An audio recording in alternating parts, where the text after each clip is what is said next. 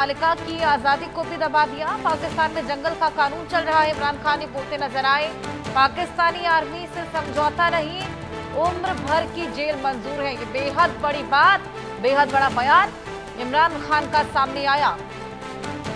पूर्व पीएम इमरान का पाकिस्तानी सेना पर यह बड़ा हमला, राजनीतिक व्यवस्था को बंधक बनाने का आरोप। पाकिस्तान की सेना पर ये बड़े आरोप लगाते हुए नजर आए। पाकिस्तान में जंगल का कानून चल रहा है, पाकिस्तान की पोल खोलते हुए नजर आए। पाकिस्तानी आर्मी से समझौता नहीं करूंगा, बेशक उम्र भर की जेल में क्यों ना रहना पड़े।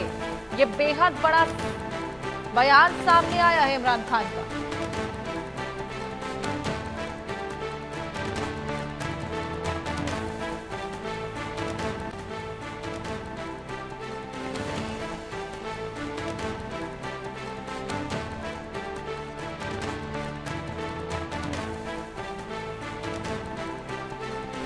इमरान खान ने पाकिस्तानी सेना की पोल खोल दी है और पाकिस्तानी सेना पर ये तमाम आरोप मढ़ते हुए नजर आए। राजनीतिक व्यवस्था को बंधक बनाने का आरोप लगाते नजर आए। पाकिस्तानी सेना ने न्यायपालिका की आजादी को दबा दिया है। समझौता नहीं करूंगा, पाक आर्मी से उम्र भर की जेल मंजूर है।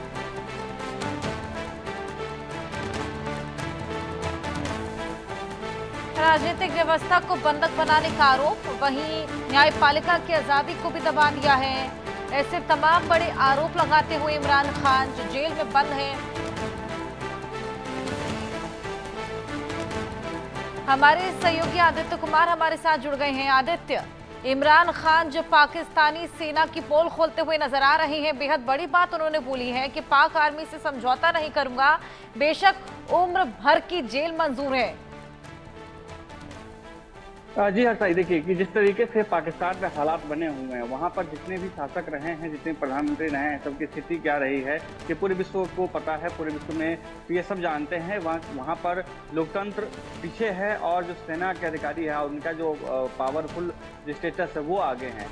अभी जब जैसे स्थिति वहाँ पर बनी है, लगातार इमरान खान जो है वो निशाने पर रहा है, उनको सजा भी मिली उनको और वो जेल में भी बंद है। उनकी बहन उनसे मिलने गई थी और उनसे बहन मिलने के बाद में बहन से ये बात उन्होंने कही और बहन के हवाले से भाई के हवाले से उनकी बहन ने जेल के बाहर भी लोगों से ये सारी चीज़ें कहीं। और जिस तरीके से लगातार वहाँ पर स्थिति रही है और लगातार इमरान खान के जो सपोर्टर्स हैं उन सबको दबाने की कोशिश की जा रही थी। आपने देखा होगा कि जिस वक्त ऑपरेशन सिंदूर हुआ उस वक्त भी एक तरफ जहां पर पाकिस्तान ऑपरेशन सिंदूर से लड़ रहा था, ऑपरेशन सिंदूर से परेशान था और एक जितनी भी आतंकी वहां के जो संगठन उनका जो ठिकाना था वो ध्वस्त किया जा रहा था, और दूसरी तरफ वहां पर जो इमरान खान के सपोर्टर्स थे वो सड़कों पर थे और वो लगातार जो है असीम मुनीर के खिलाफ में नारेबाजी कर रहे थे। जो मौजूदा प्रधानमंत्री हैं उनके खिलाफ में नारेबाजी कर रहे थे। तो कहीं ना कहीं ये दिखाता है कि वहाँ जो जनता है वहाँ पर कहीं ना कहीं लोग परेशान हैं और वो सब जो चाहते हैं कि इस तरीके के जितने भी असामाजिक तत्व हैं या जितने भी लोकतांत्रिक देश को खत्म करने वाली स्थिति उन सबके विरुद्ध में खड़े हों। अब देखिए कि जिस वक्त ये पूरी घटना हुई उस वक्त इमरान खान के ट्विटर हैंडल से एक पोस्ट भी किया गया और सेम बात दोहराई गई कि वो किसी भी हाल में असीम मुनीर या वहाँ के जो भी मौजूदा प्रधानमंत्री हैं या जो सरकार है उससे किसी भी तरीके से समझौता करने वाले नहीं है और हमेशा वो लड़ते रहेंगे अन्याय के खिलाफ में। और यहाँ तक कि उन्होंने जो अपने समर्थक हैं उन समर्थकों से भी कहा है कि वो आंदोलन करे और सिर्फ इस्लामाबाद में आंदोलन ना करे, क्योंकि पहले देखा जाता था कि जो इस्लामाबाद के इलाके में ही आंदोलन होते थे। तो देशव्यापी आंदोलन करने का जो एक आग्रह है वो उन्होंने अपने समर्थकों से किया है। तो आने वाला समय जो है वो बहुत ही पाकिस्तान के लिए क्रिटिकल होने वाला है, बहुत ही ज़्यादा महत्वपूर्ण होने वाला है, क्योंकि एक तरफ जहां वो इमरान खान के सपोर्टर्स को दबाने की कोशिश कर रहे हैं, वहीं दूसरी तरफ इमरान खान खुद जेल से भी झुकने का नाम नहीं ले रहे हैं। जेल से भी लगातार जो है विरोधी जो स्वर है वो अपनाए हुए हैं और लगातार असीम मुनीर के साथ ही जो मौजूदा सरकार है उन सबके खिलाफ में आलोचनात्मक वहाँ पर स्थिति रही है।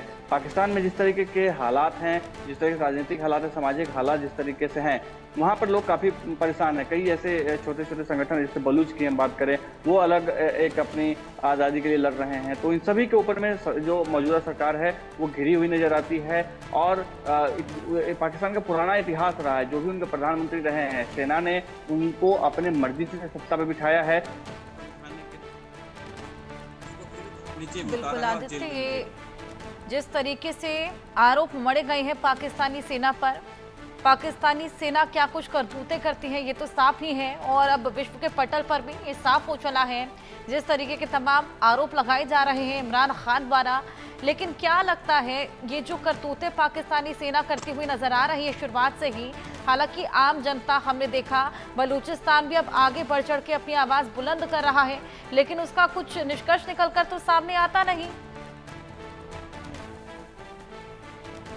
जी, पाकिस्तानी सेना जिस तरीके से काम करती है, पाकिस्तान की सरकार जिस तरीके से काम करती है, वो कभी भी लोकतांत्रिक जो मूल्य है उसको महत्व नहीं देती। लोकतांत्रिक जो व्यवस्था है उसको मूल्य वो नहीं देती। अब देखिए कि जिस तरीके से बलूचिस्तान में जिस तरीके से विरोध चल रहा है, और जो वहाँ पे जो गांधीवादी तरीके से, जो शांतिप्रिय तरीके से भी जो आंदोलन कर रहे हैं, उसके खिलाफ में भी पाकिस्तानी आर्मी जो है वो लगातार विरोध कर रही है, उसके खिलाफ में कार्रवाई कर रही है। जबकि लोकतांत्रिक देश में शांतिपूर्ण तरीके से विरोध करना एक अधिकार की तरह माना जाता है, लेकिन पाकिस्तान की स्थिति अलग है। वहां पर उन विद्रोहियों को या उन जो आंदोलनकारी हैं उनको कुचलने के लिए इन्होंने आतंकी संगठनों का जो एक फायदा है उठाना शुरू कर दिया, आतंकी संगठनों को आगे कर दिया है, क्योंकि सेना तो उनसे जीत नहीं रही। सेना उनकी लगातार जो है मुंह खा रही है और लगातार विरोध के स्वर हो रहे हैं। ऐसी स्थिति में उन्होंने आतंकी संगठनों का जो सहारा लिया है, ये पाकिस्तान के लिए भी खतरनाक है, पाकिस्तान के लोकतंत्र के लिए खतरनाक है, पाकिस्तान के जो नागरिक है उनके लिए भी खतरनाक है। अब देखेंगे कि पाकिस्तान की सेना हमेशा से आईएसआई और पाकिस्तान की सेना हमेशा से पर्दे के पीछे से काम करती रही है, लेकिन जो भी वहां पर फैसले लिए जाते हैं, चाहे वो डिप्लोमेटिक फैसले हों या जितनी भी जो इंटरनल सिक्योरिटी को लेकर के जो फैसले लिए जाते हैं, वो सभी फैसले कहीं ना कहीं पाकिस्तानी सेना और आईएसआई के ही कहने पे या उनके आदेश पे लिए जाते हैं। लेकिन एक मुखौटा जो होता है वो आगे प्रधानमंत्री होता है, और प्रधानमंत्री ही वहां पर जो है सब कुछ पीछे उसके कंधे पर ही बंदूक रख के चलाया जाता है। अभी ऑपरेशन सिंधु के समय आपने देखा कि पाकिस्तान का जो सेना है, पाकिस्तानी सेना और वहां के प्रधानमंत्री के बीच में तालमेल सा दिखाई नहीं देता। एक तरफ जहां सीज फायर की घोषणा हुई, वहीं अगले ही पल सीमा पे जो है गोलीबारी की गई और भारत के कई आम नागरिक को निशाना बनाया गया, कई सैन्य ठिकानों को निशाना बनाया गया। इससे साफ है कि कहीं ना कहीं वहाँ की सेना जो है कितनी दुष्ट है, कितने वहाँ पे वो किस तरीके से बिहेव करती है, कितनी अनप्रोफेशनल सेना वहाँ की है कि एक तरफ जहाँ सरकार डिप्लोमेटिक बातचीत कर रही है, वहीं दूसरी तरफ वो गोलीबारी कर रही है। तो इस तरीके की वहाँ स्थिति है पाकिस्तान